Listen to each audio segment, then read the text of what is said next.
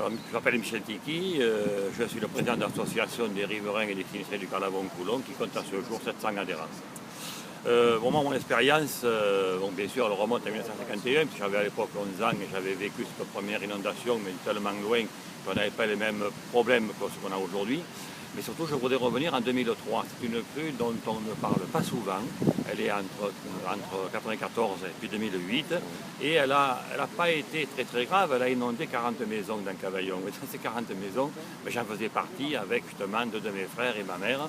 Et on a eu 90 cm d'eau dans les logements.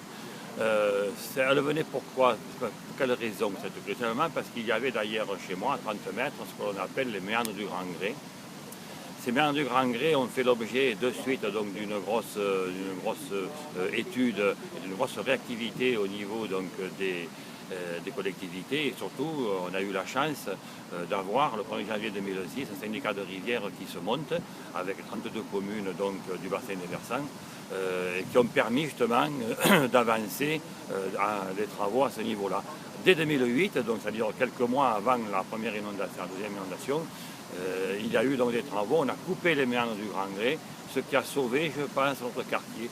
Derrière, évidemment, 2009, 2010, etc., jusqu'en 2012, de gros travaux de restauration ont été réalisés entre les méandres du Grand Grès et la Cana où nous sommes aujourd'hui.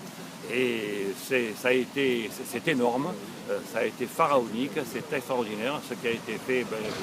Je n'arrête pas donc de féliciter les gens qui ont travaillé dessus. Pour dire qu'aujourd'hui, il faut continuer maintenant et très vite, il faut remonter jusqu'à Robion pour sécuriser le maximum de gens, et évidemment avec leurs biens. Voilà.